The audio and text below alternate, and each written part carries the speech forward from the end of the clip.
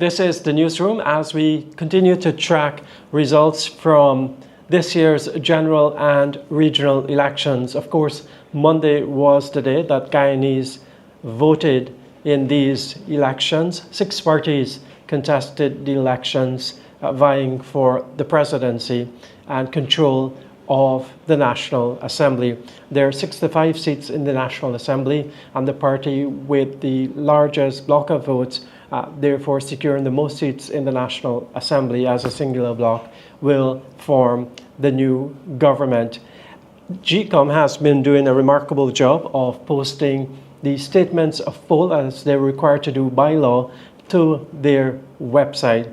As we speak, there has been remarkable progress in the upload of those statements of poll.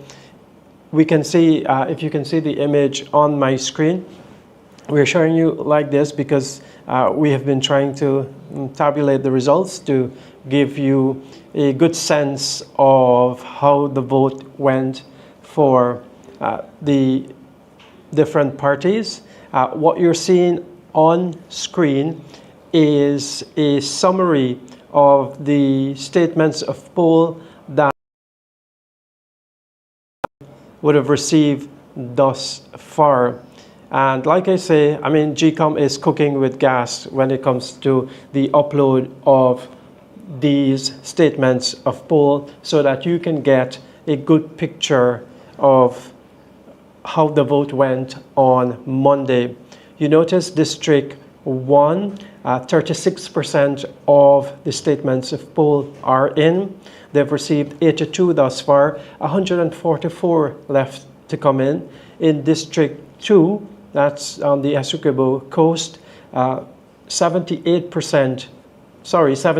statements of poll are what remain outstanding. 75% of the total number of statements of poll, both for the general and regional elections, are in.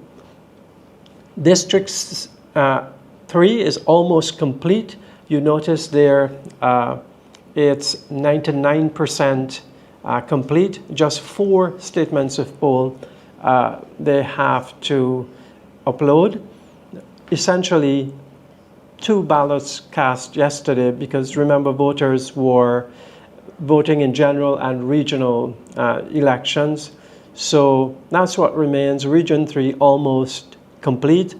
District number 4, the statements of poll that have come in thus far amounts to 94% of all of the statements of poll that have to come in.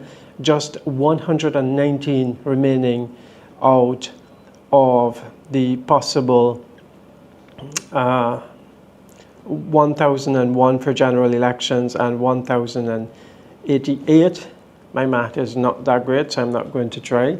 But you notice just 119 to come in. They've received 2,057 thus far. In Region 5, 93% of the statements of poll have come in, just 26 outstanding. In Region 6, also a very good picture there, 261 statements of poll outstanding. 70% they've already received. In District number 7, it's 42% in. Region number 8 is the tricky one, just 36% in. If you followed our first broadcast for this morning, that has to do with the terrain of that region and them trying to get the statements of poll. In Region 9, 71% of these statements of poll in, and in Region 10, 97%. So 4 districts really over the 90% mark when it comes to statements of poll that have been received. Region 3, 99% in. Region 4, 94% in. Region 5, 93% in. And District 10, 97% of the statements of poll in. So from those statements of poll, you can add up the votes that were cast for each party, and you will be able to know the results in these elections. Commission is a declaration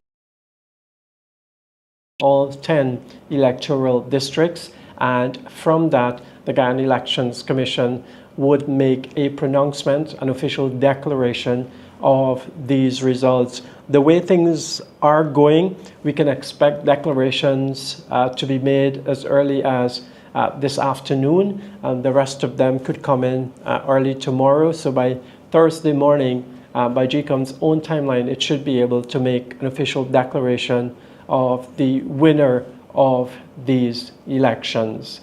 So you can continue to follow GCOM's website. Of course, here we will continue to monitor the uploads of those statements of poll and try to do a tabulation to let you know how things stand for each party in each region. As we get those, we will give them to you, obviously, throughout the day. We expect to have more reactions to these elections from observer groups, local and international, that have been in the country.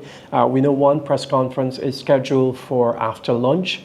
As it relates to the Guyana Elections Commission, we don't have a clear idea of when another update from GCOM could come. It had one press conference last evening. For today, we don't know if they will say anything officially apart from posting these statements of poll to their website. To their credit, GCOM has worked incredibly hard on posting these statements of poll. It gives citizens confidence that this process is transparent because all these statements of poll with the votes for the different political parties are posted to the site so that everyone can see. As I said in the earlier broadcast, if you're really quick with mathematics and you are actually able to get all of these statements of poll, then it would be easy to determine the results in these elections. We don't have an army of personnel like political parties may have to be able to give you some results. The political parties themselves, at least the PPP has said that they will not be uploading the statements of poll that they have in their possession or any sort of results. They are urging citizens, the General Secretary of the PPP that we spoke with last night, Dr. Bara Jagdeo, urging citizens to wait and be patient, wait on GCOM to release the official results in these elections. The We Invest in Nationhood Party win has gone the other way of uploading individual statements of poll to their Facebook page, obviously generating excitement among the party and their supporters of how well they have done in these elections. And what they have done, as we have been seeing, is taken over the PNC, the largest party in the APNU coalition. A very interesting story coming out of these elections. There is always something with elections in Guyana, and I think that is the big story coming out here. The success of WIN having joined this electoral battle just 3 months ago, able to take over the main opposition. In some respects, I mean, when all these results really come in, we will know the fulsome picture, but it does seem at this time that the WIN party has eroded the PNC base in all areas that they once thought that they could count on. I think the PPP General Secretary Bara Jagdeo put it last evening that it was going to be a very difficult night for PNC, and that seems to have been the case. So we will continue to bring you updates here on the newsroom live, trying to get you a good sense of the way the vote went on Monday.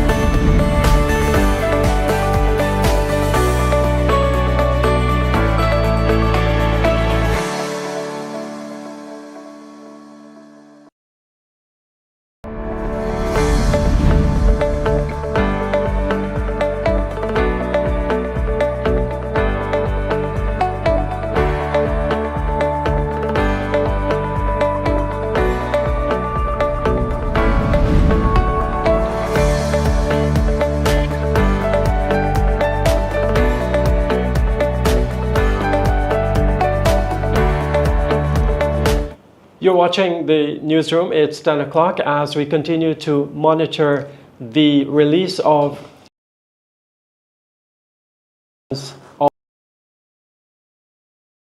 as you saw in those images just before. GCOM is doing an incredible job of uploading statements of polls to their website, as they are now legally required to do since the last elections, so as to add a solid level of transparency to this process, so that you can see the statements of poll and I can see them as well. We're joined in studio now by political analyst Freddie Kissoon. Freddie has probably spoken about politics in Guyana for decades, and he's probably followed the political evolution in this country for all those decades as well. So we brought Freddie in to talk about what went down on Monday. So Freddie, I mean, the results are not all in yet. We don't have a complete picture yet. GCOM will declare the results, we expect, by Thursday morning. But speaking to the incumbent party, General Secretary Barrett Jagdeo, he said last night that they have a macro picture of the results of these elections and that the picture is very good for the PPP. And President Irfan Ali saying just after midnight last night that he's looking forward to the new era of development in this country. What do you make of those comments? Well, first of all, on a light note to begin with, I'm not only involved in not only know about the evolution of politics, I also know about the evolution of you and your long journey. And the thing, which could be equally controversial, but you've been a good journalist. You're one of Guyana's enduring journalists, and I think you must be somewhere there at the top, and maybe not somewhere there. So I'm familiar with the evolution of many things, including my interviewer. All media persons, including yourself, and plus I'm an analyst, would have been glued to the social media platform, the media, looking at the statements of poll as soon as, and I've been doing that since last night.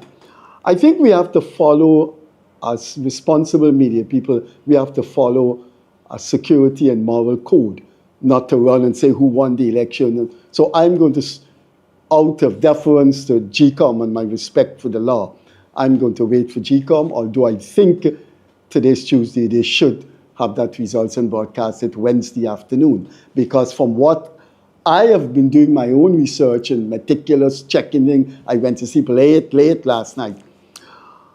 So I'm not going to pronounce grammatically, unambiguously on a winner.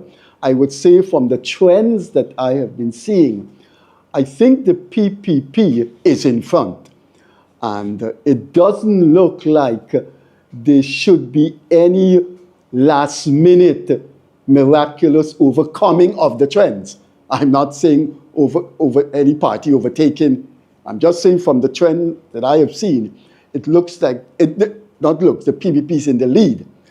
This election results are going to be very complex for the fact that I am a bit unsettled at what I'm seeing in the opposition camp. And by opposition, I mean two, because the other parties were just devastated, nothing.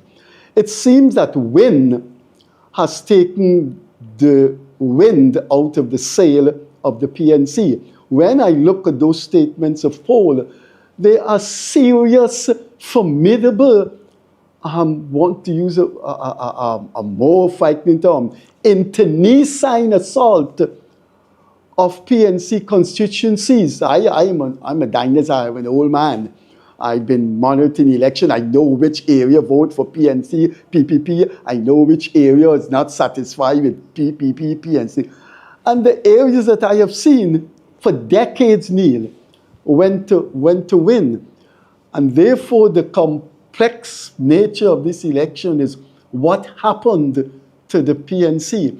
And that will need some profound political analysis that would take literally dozens of hours to analyze. I think I have a broad picture of why they failed. What may shock the world is that Win may turn out to be the opposition in Parliament. The most sorrowful man on planet Earth right now as we speak in the whole world is Aubrey Norton. Why do you suppose Win was able to erode the PNC base as we've seen the trend thus far? We'll have to be brief. That's your newscast won't be able to capture my entire explanation.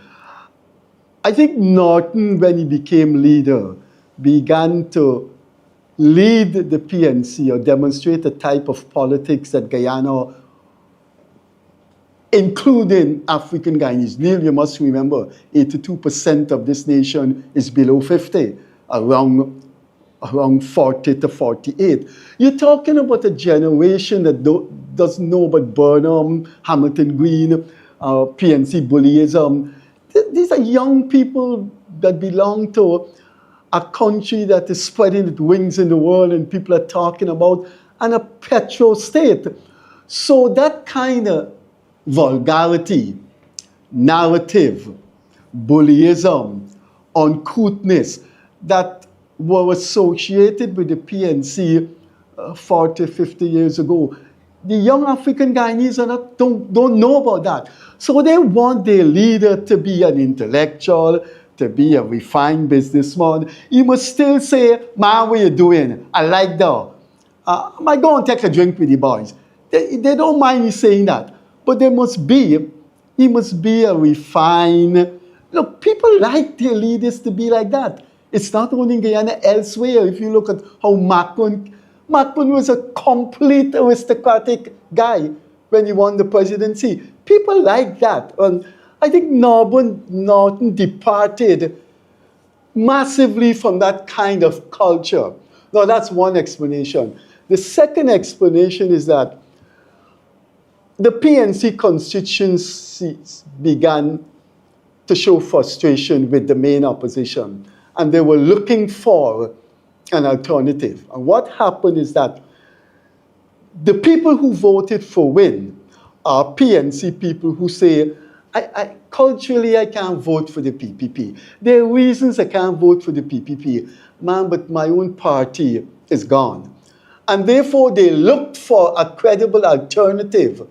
And the more credible alternative was Win, not Nigel Hughes. Because Nigel Hughes, Win just came on the scene like lightning. And it just shows the frustration of the PNC that despite the horrendous background of Azruddin Mohammed, they just ignored that because he was just mentally out of rhythm with the PNC. What do you think people liked about Azruddin that may have caused them to vote for him? I don't think there's anything about him to like, because when you like a person, you have to like them based on a track record. I like you as a journalist. I've known you for more than 20-something years.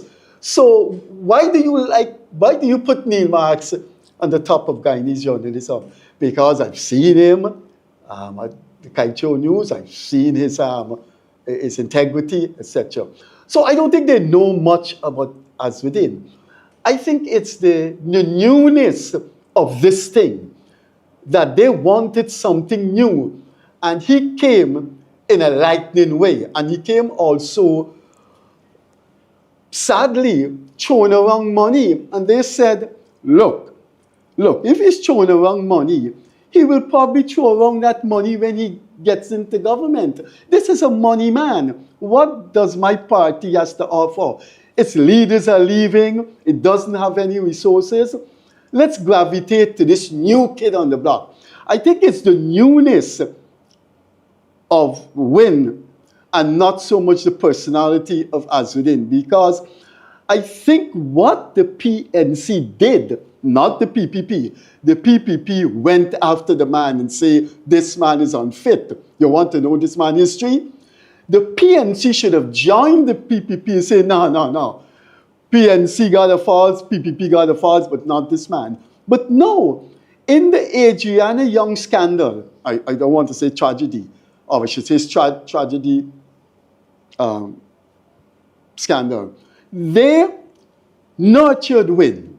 The PNC, instead of saying, look, that guy, you know about the Main Street incident, you know about the A-15 rifle shooting, you know about the employees that got beaten up. This is not a man we want to join forces with. But no, AFC went and embraced the man. You a Guyana Stop journalist, you must have known what was going on at Tushin when the AFC and Azuddin Mohammed was one big family nurturing that scandal.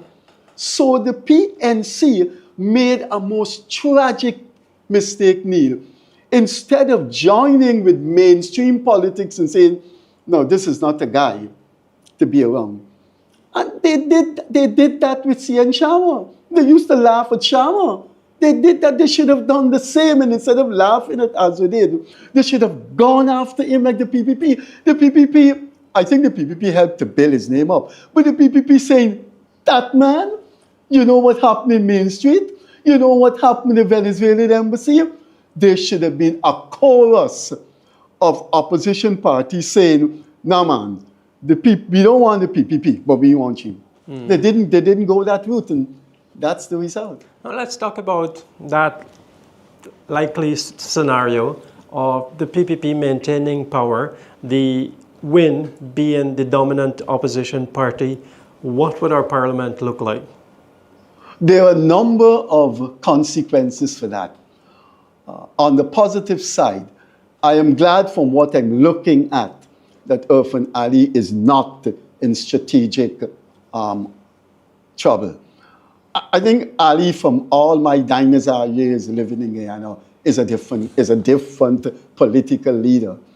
And in those 5 years to come, I think Ali has a dream. And that dream is so all-encompassing that he's going to do what no CARICOM leader has. I hope, as the trend continues, that he's given that opportunity. He is. I am not a psychologist, but from my little Freudian knowledge, Ali has some Freudian yearnings that is going to manifest itself in the next 5 years, and people are going to be pleased with him, even those who didn't vote for him. About the parliament, I am concerned about the sanctions with Mohammed, because I think the United States, Mohammed is one of 17,000 persons that have been sanctioned in the world by the United States. And the United States doesn't give a damn about who was joking the revenues in Nigeria, in Jamaica. That's not the concern of any country. But so the explanation is that he's been joking Guyanese taxes by $50 million. That's their formal explanation. I think beneath the scene, they want to talk to Azuddin about violating American laws. And I am not too sure things in our parliament are going to work out well if he's extradited. But the topsy-turvy thing about parliament is that you have the diminution of the PNC, but I don't think Win and its leadership are any cut above some of the sordid opposition politics that we have seen the past 40, 50 years. I am not an admirer of Win taking its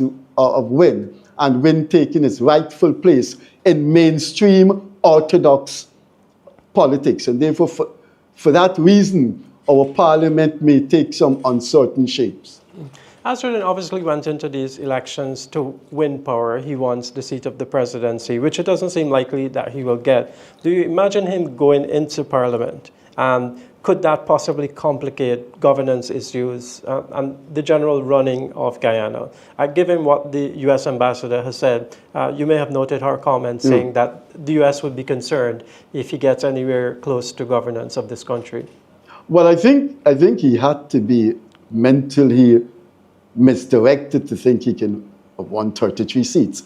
Those miracles don't happen in the real world. As to governance, there will have to be extraordinary reach of Irfan Ali and his team to allay the American concern. Because if you have a man as the opposition leader and the United States feel that when he was a normal businessman, he was violating U.S. laws and U.S. sanctions, but more importantly, the Maduro angle, I am not convinced as an analyst and as a researcher that Azzuddin Mohammed and his father is like you and me. We don't even know who works in the Venezuelan embassy. We don't have even the remotest connection to Venezuelan officials. I would like an explanation from Azzuddin Mohammed of what his father was doing leaving the building of the Venezuelan embassy. Venezuela is under tremendous pressure. No one goes there for holiday. No Guyanese with a threat should be seeking investment in Venezuela. Is that possible? They would not even accept investment from Guyana. What was he doing there? And so your issue of what the governance shape would be like, I think that's open to anyone's guess. And now, switching gears, are you happy with the way that GCOM has operated this time around with regard to polling day itself and how these statements of poll are being released? Anyone who saw what happened in 2020 and the ignominious descent of GCOM into conspiracy and confusion, I think the world would have come into this country and take GCOM by the scruff of its neck and throw it in the Atlantic Ocean. And therefore, everyone was expecting impeccability of GCOM based on what happened in 2020. And I am unapologetic about the strong word impeccability. I think it was impeccable. And have you been yourself looking at the results? I think you said I have. on the website. Yeah. How did you find the upload of the statements of poll? Electronically, unquestionably competent. Thank you very much, Freddie. Freddie Kissoon, political analyst, talking with us there. We'll continue. But before we go, sure. Do you think I will look good with my grey hair? I look good with a grey beard like that? I'm not going to venture that, Freddie. Neil, it's always nice talking to you and always nice talking to a colleague who go back way in journalism. Thank you very much. Freddie Kissoon talking with us there. Again, we'll continue to monitor, of course, the release of those statements of poll and bring you the results as we're able to compile them. This is the Newsroom.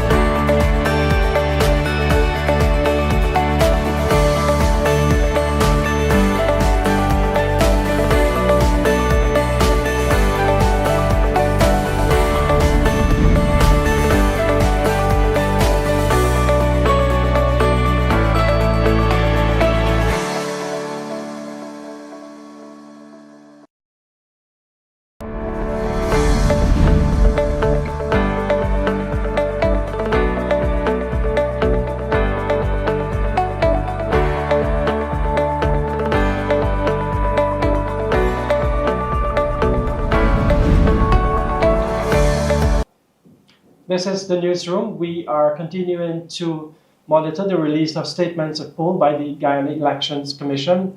As I've been mentioning all morning, the Guyana Elections Commission is now mandated by law to upload statements of poll to a website so that everyone can see. It's a ton of them that they've released thus far for the morning, almost half of all statements of polls. If you were to do an addition of all the districts and what is to come in. And so we've been trying. We don't have an army of people to really do the tabulation of all that has come in thus far, but we do, of what has come in so far, we have regions 3 and 8. Vishani has been looking at that, and so she can give us an update of what she's seen thus far. Sure. Neil, so I'll comment quickly to say that I have what we have so far that I've been able to complete and create a graph showing the vote spread right now would be for regions 1 and 8.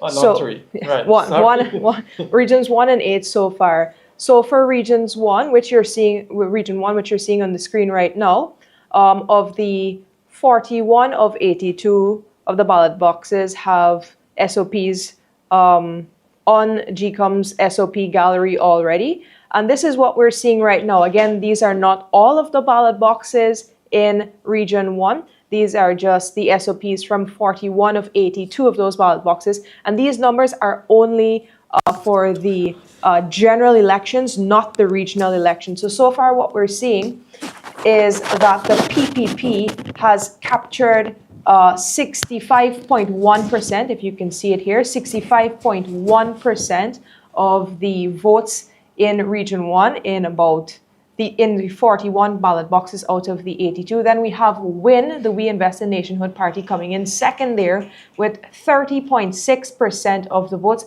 And I mean, these are figures to just throw around, but you can just look at the graph in front of you. You can see the PPP so far has the majority of votes, but WIN is just behind.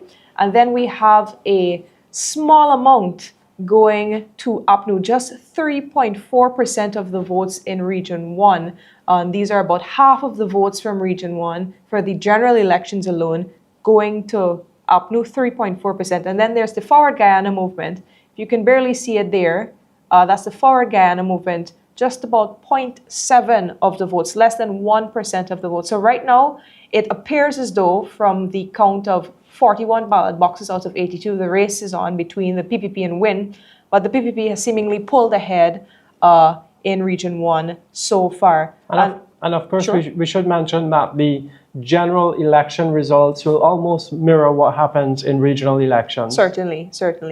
So what you're seeing at the side here is just what we've been doing. You mentioned earlier we don't have a small team and we're trying our best. What we're doing is we're just taking the same SOPs that are provided online and we're pulling the numbers from them and we're trying to tabulate it ourselves. Of course, the official tabulation process will be done by GCOM. So this is region 1. Let's go to region 8. Region 8, you can perhaps say it's the reverse of what's happening in region 1. You see WIN pulling ahead here in region 8. 21 of the 42 ballot, these are results from 21 of the 42 ballot boxes. And in region 8, WIN is pulling ahead with 56, more than half, 56% of the votes. That's more than half of the votes counted so far and of the SOPs uploaded so far. And the PPP is just behind with 32.5% of the votes. APNU in region 8, another surprise here, APNU in region 8 just 10.4%. So APNU barely clinching 10% of the votes in region 8, though about half of the votes have been counted so far in the general elections. And then the AFC has gotten less than 1% of the votes. Of course, in this region, the Assembly for Liberty and Justice and the Forward Guyana movement, they were not on the ballot. So it's just these 4 parties on the ballot in region 8. So this is what we have so far. Just to remind viewers, these are not the official results, and these are just from the SOPs uploaded online so far in region 8. This is 21 of the 42 ballot boxes so far in region 8, and in region 1, these are the results from 41 of 82 ballot boxes in the region. Now, what's surprising, if you could go back Sure. to that one for region 8, Sure. is that in region 8, the AFC was once a star, and I mean, tussling for control of that region just 2 elections ago, I believe.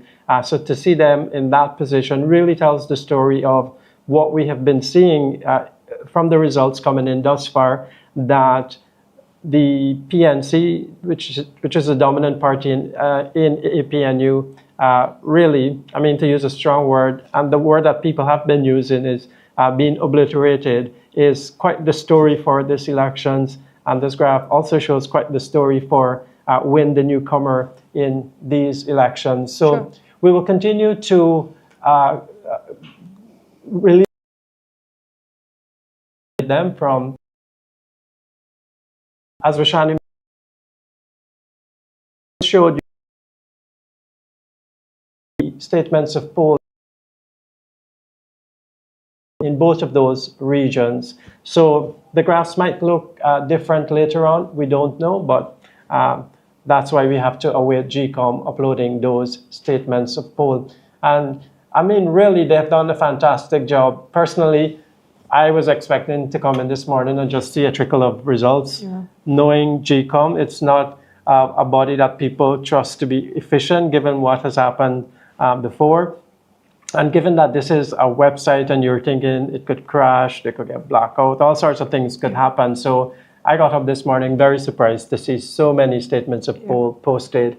And people can get, obviously, the same statements of poll and make their own analysis when they see them. I just want to point out something really quickly. The 2 regions that I just mentioned, Region 1 and Region 8, those are hinterland regions. And from what I know historically, those results take time to come in. But here you have in both of these regions just about half of the results already in. So for me, that was a surprise as well. Of course, the other regions we've seen, Region 3, Region 4, those regions, based on what GCOM is showing us, most of the SOPs are in. They're in the 90s for those regions. So we could be seeing those regions complete very soon. Yes, so we'll have a very long day, and you'll have a long day. If you haven't done your own calculations and you're depending on us, of course, we appreciate that you trust us to give you the updated, accurate information, and we will try to do that the entire day.